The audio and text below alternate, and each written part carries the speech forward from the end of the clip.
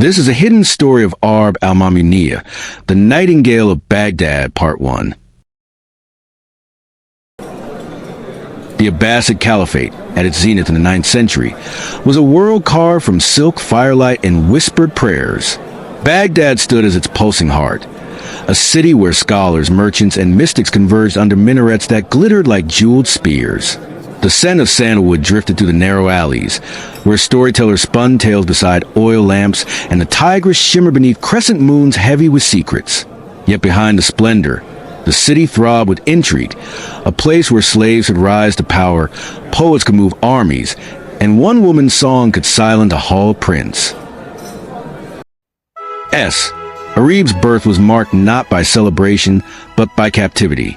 She was born around 797 CE to a noble Persian family, yet fate wove chains into her cradle. Her father, a wealthy court official, was caught in the turbulent politics of rebellion and fell from grace. In the aftermath, his daughter, still a child, was taken into slavery, sold into the caliph's household. She became property of the court. But unlike others, Arīb's spirit did not break. From the first day she crossed the marble floors of the palace, her eyes held defiance, a quiet fire that promised the world she would not remain invisible. The Abbasid court was a microcosm of the world. Turks, Persians, Greeks, Africans, and Arabs mingled within its walls, each bringing languages, philosophies, and ambitions. Musicians practiced under colonnades, poets debated beside fountains, and eunuchs whispered the will of princes. The caliph's harem, contrary to the tales of idle beauty, was a political arena, a place where charm, intellect, and artistry could decide one's fate. Here, Arīb found her first weapon, her voice. Her tutors quickly realized a girl's tone could shift from melancholy to rapture, from a whisper to a command. She learned poetry, music, and court etiquette, crafting herself into a force wrapped in silk. Legend tells of a night when the Caliph Al-Mamun, weary from political unrest, summoned his entertainers to soothe his mind. When Arīb's turn came, she stepped forward, veiled in sapphire silk. Her voice rose, delicate yet commanding, carrying a melody that spoke of loss, pride, and destiny. The courtiers froze, the caliph's hand still mid-motion. When the last note faded, silence swallowed the hall. Then came applause like thunder. That night, a slave girl became the voice of the empire.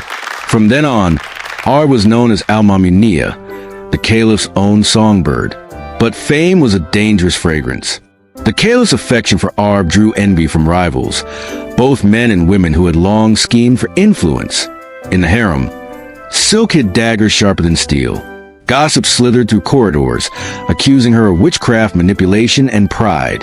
Yet Arīb met every whisper with a song, every insult with a verse. She became both muse and mystery, walking a razor's edge between favor and ruin. Her poetry began to carry veiled criticism of power, metaphors of cages, fire, and broken wings that made the courtiers uneasy. Among her admirers was a poet named Ibn al-Mutaz, a prince of royal blood whose verses matched her brilliance. Their love, secret and dangerous, became the stuff of legend. He wrote of her as the moon that shames the stars, and she answered with songs that spoke of forbidden unity. But politics tore them apart. His ambitions threatened the throne, and she was forced to watch him fall. Yet his memory became the muse of her later works, each poem carrying the ache of a heart both royal and enslaved. Her fame eventually won her manumission. She was freed, yet she chose to remain near the court, where her voice had become legend. With her earnings, she purchased slaves of her own, teaching them music and poetry as she once learned. She traveled with the caliph's entourage, performing in Damascus, Basra, and Kufa. In each city, crowds gathered to hear the woman who had defied her fate. But as her influence grew, so did resentment. Some accused her of arrogance. Others claimed her song swayed politics. Yet Arīb seemed untouchable, until the tides of power began to shift. As new caliphs rose and old ones fell, Baghdad trembled under coups and assassinations. The court that once adored Arīb turned cautious. Her songs, filled with veiled commentary, were seen as dangerous in a time of unrest. Some allies turned on her, others disappeared. Yet she sang still, her melodies now heavy with sorrow, reflecting an empire decaying under its own weight. The nightingale had foreseen the fall long before the palace walls began to crack. As age crept upon her, Arbaz's songs grew slower, deeper, like echoes of forgotten paradise. In the end, she retrieved from the court's games, living quietly in Baghdad until her death in 890 CE. Yet her legacy never died. Her composition survived, her verses recited by generations who never knew her face. They called her the voice that defied chains.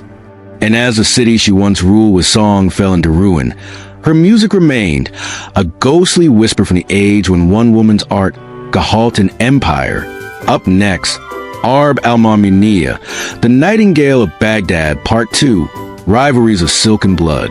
Don't forget to like, subscribe, and share others who are also interested in hidden mysteries.